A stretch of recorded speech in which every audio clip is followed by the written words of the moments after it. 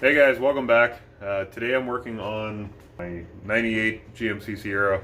It's my work truck, and to be honest with you, I bought this truck a couple of years ago from a guy that I used to work with.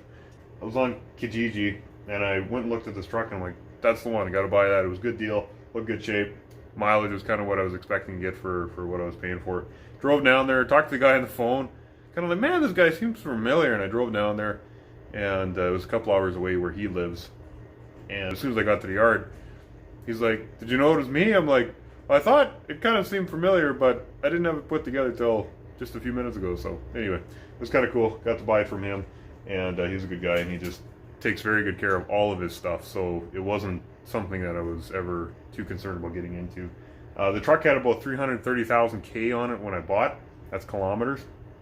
So it was a fairly well-mild truck, but I've had a couple of these before and wasn't too scared about putting another 100,000 on it in a couple of years anyway. So pretty decent shape. Body hadn't been seen a lot of in our part of the world. Gravel roads are really bad on them, so it hasn't seen a lot of that. It's mostly been salt, which is another kind of pitiful shame that these vehicles have to endure in our part of the world, but they do.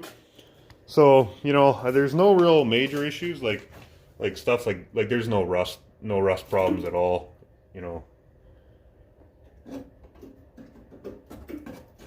Yeah, no, it's fine. And yeah, there's minimal issues with any rust there. It's not a big deal. So yeah, the rest of it's in pretty good shape other than a couple of odd spots. I just rolled over 400,000 K on it. 400,031 kilometers on it. So it's a really solid truck. Underneath, it probably needs like a little frame attention just because it's been exposed to so much salt. This side is pretty good shape. There's a little bit of bubbling on the fenders going on. You know, underneath the rocker, I think there's one spot here. But realistically, it's a pretty clean truck. But this guy honestly took really good care of his stuff, and the truck's been in really good shape. The grill was pretty beat up. You see here, the fellow had hit a bird with it, and so this is all busted out. But then I want to stick a light bar in there because part of what I do with work, I needed to be out in the field and probably going to do something a little fancier with that, but just because the grill was in rough shape, I didn't get too excited about swapping anything else. So I've got a few projects I want to do on this truck this spring. I've got a brand new grill. That's not new, it's used, not quite new. I want to swap that out, so I got to get some paint and I want to do that. The one fender that is all rotted out, I was kind of, and you guys should let me know if you think this is a good idea, kind of thinking of swapping it out. Brand new fenders are only like 75 bucks for these trucks, so I thought I'd give myself a chance at trying to do some painting anyway, and I thought maybe this would be a good place to start because I'm not really worried about what this truck looks like, but I just want it to be safe and functional and not look like a piece of junk, I guess, driving down the road. So today, nothing exciting. Gonna check the airbox, see what that looks like, and we're gonna check the oil. Nope, we're actually gonna change the oil, so that'll be good. And yeah, other than that, I guess if you want to follow along, I mean, hey, what's wrong with this, right? So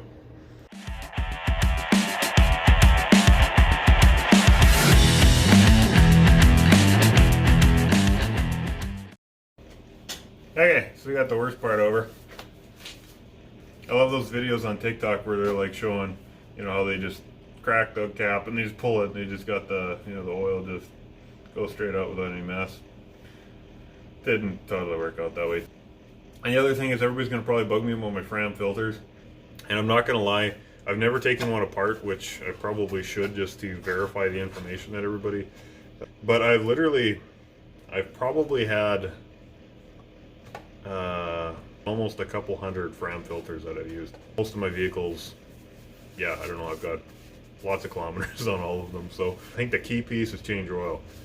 On my newer vehicles is they've got the countdown timer, like, oh yeah, you got 100% oil capacity left. It doesn't start telling you until you have like 5% oil life left. It's like, you got to change that oil sooner than that, because I think a lot of people, they wait till it goes ding ding ding, change oil. If it's dinging you, telling you change oil in your vehicle, seriously, it's time to change oil. It's not giving you any extra time. It's probably been 10-12,000 K already. Newer vehicles with the cool technology, cylinder deactivation, and direct injection, and variable valve time. Don't change oil, that stuff blows up. And I've never had it happen myself, so I mean, I kind of taken that from everybody else's experience that I've seen where they've had issues. And if I'm being perfectly honest, I seriously think it comes back to, oh yeah, well, it just said to change oil yesterday, so I probably got a week. It's like, no, if it's telling you to change oil, change oil. If you want my trick on the oil life meter, I actually let it go to about 50%, about 5,000 kilometers, 6,000 kilometers, and then I change oil then. So people say that's crazy, maybe changing oil too much. Anytime I've ever cracked the valve cover or anything on my stuff, it's just beautifully clean inside there. So it works every time. The other thing I use, just gotta go to Walmart, get some Pennzoil.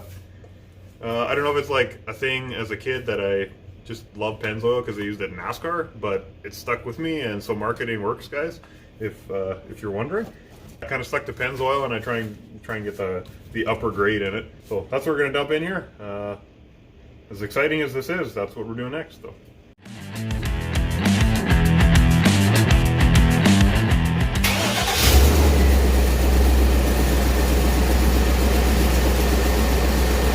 Okay, well, I guess that's done. Maybe I should open the garage door first. I don't know if you heard that rattle. I think I got a bit of a... I think it's an exhaust leak, but, you know, it's not coming in a cab. Kind of sounds like a grain truck. That's kind of cool. So, get that dipstick all clean. I always do one wipe clean. So I have this is a 98 GMC Sierra 4x4. And I also have, and we're going to look at that one of these days too, a 98 GMC two-wheel drive. And the two-wheel drive, basically the same motor, same, it's got a 5.7 350 Vortec in it. Same thing as the four-wheel drive. But obviously it's because there's a front differential, and they probably put a different oil pan on this 350 versus the two-wheel drive one. But the two-wheel drive needs I think it needs 6 liters of oil pretty well.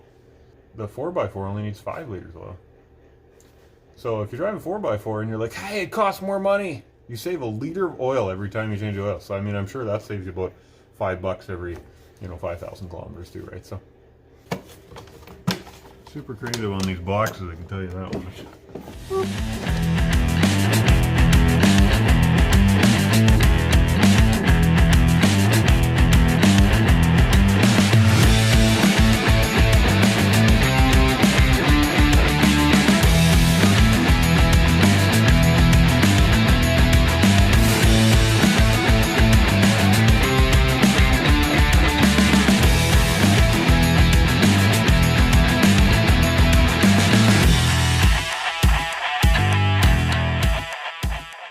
Doing a little maintenance check just because we're gonna be driving this truck a little bit, so the guy needs to check her out here a little bit, make sure there's nothing falling apart. Never hurts to check your fan.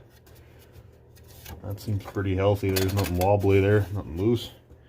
Driveline belt, I don't know if you can see that in there. Some cracks are okay, but yeah, I think this one's, it's not falling apart on me. Another good thing to check your battery terminals. Mine are nice and clean. The last truck I had, I just had a major corrosion issue on it for some reason. Always the cable. I ended up replacing all the cables because they just kept getting corroded. But this one's been good. No issue there. Sometimes just crack open the old radiator cap there. If I'm being honest, it doesn't look that healthy, but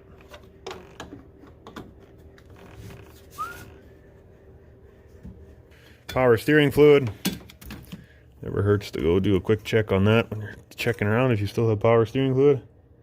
Just above the cold mark, and it is probably cold, so we'll leave that. Other than that, you can check things like wiring harnesses. You can check anything electrical, I guess, anything is connecting or not connecting, anything that kind of looks out of the ordinary, if there's broken, brittle things. But other than that, I guess that's going to kind of end off the video today. I know it's not really that exciting to watch somebody change oil because, I mean, like, everybody does that, right? But I just thought I'd give you a little walk around on my 98 Sierra. I know you can't really see hardly any of it at all. And maybe I'll hold back it out of garage here. We'll get you a little panning shot of it. See what we got to do. It's a little muddy, but we're gonna get her shined up. You know, she needs a little buffing job, a little buff job. buffered up. And yeah, maybe look at doing that fender, because I think that would be a good idea. Let me know what you guys think. Like, is this truck worth putting some money in? You know, I mean, these trucks, I don't know what it was in the 90s, and I'm a 90s kid, and they were just kind of my era, so I have this feeling that it's got a little bit of sentimental value, and just kind of like that takes you back, you know? Grew up with them, I'm friends with them, we drove them all over the place, and we had a lot of fun with them. So they just get to be a part of who you are, I suppose. So anyway, we're gonna work on this one. We'll do a little pan shot before we take off, and you guys let me know what you think. Should the guy fix it up? Maybe I should get rid of it. Maybe we should just dump it. But yeah, let me know what you like of the video. Do me a favor, hit the like button, hit the subscribe button. We're gonna keep trying to bring out a few videos here on things that I'm working on in the garage. And if there's some areas that I can help you, or maybe you can help me, I'd appreciate the opportunity to join together and keep some of these old stuff on the road, and have some fun with the new stuff, and just enjoy the car life. So anyway, you guys take care. Have a great day.